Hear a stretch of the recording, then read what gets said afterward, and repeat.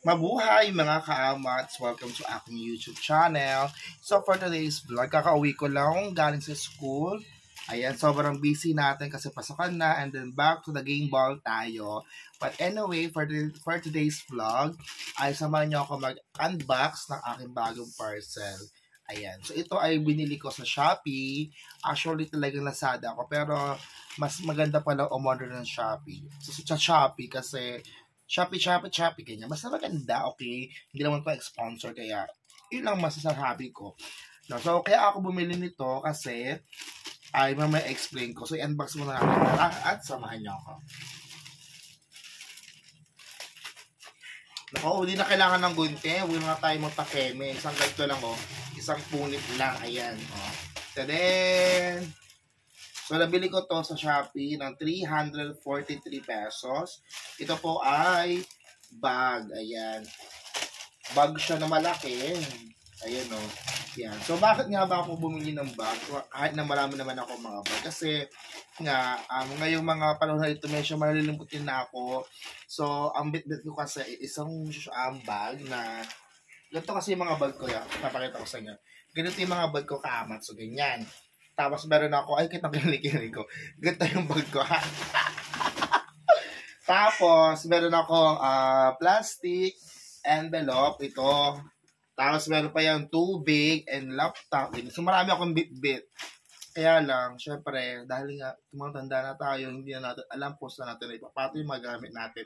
So na-aesthetical ako na iwanan ko yung yung plastic envelope na red na yun sa school. Akala ko na iwan ko sa 7-Eleven. So alas 7 ng gabi, paspas ako, paspas. Hanap ko, gulo dito sa bahay, lahat. Nanili ko sa kung naiwan. Akala ko 7-Eleven sa tricycle driver kasi andun yung mga mahalagang papel ko, yung mga pertinent papers ko, may pertinent papers, bakit kaya, ayan. Tapos, ang kita yung kilikili ko, tapos kung ano-ano pa mga papel. So, akala ko na wala siya. At sobrang hirap nung hanapin. Hindi wala man siyang pera, pero yung mga papel na yun, sobrang hirap hanapin. Sobrang hirap i-provide. So, kinabahan ako. So, sabi ko sa sarili ko, bibili ako ng bag para isang dala-dala. Pero alam nyo ba, yung mga backpack kasi sa akin, parang feeling ko, ang lakas makalala. Kaya ito na lang. Kaya parang wala akong choice kundi bumili. Kaya ito na lang, binili ko siya ng 343, napakamura.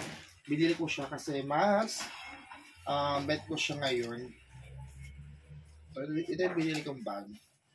343. Ayan. Binili ko to kasi kaya niya yung laptop.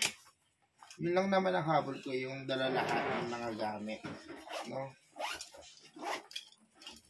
Ayan. So, sobrang laki niya kaamat. So, kasha dito ang 15 inches na bag. Oh my God! Ayan ako! Kilik-kilik ko! Ayan, oh. Look at that. Kasha lahat. Tapos yung iba pang mga papel.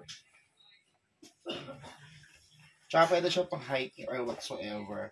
So, ito na lang muna yung gagamitin kong bag. Ayan. So, thank you so much. Thank you for watching sa Walang Kwentang Vlog. Bye. Malaki siya. Kasya ang lahat ng dala mo sa bahay. Pwede mong ilagay dito, di ba? Tapos, pwede mo siyang lagay dito ng tubig. Ayan. Yun lang naman ang kwento ko ngayon. Bye-bye.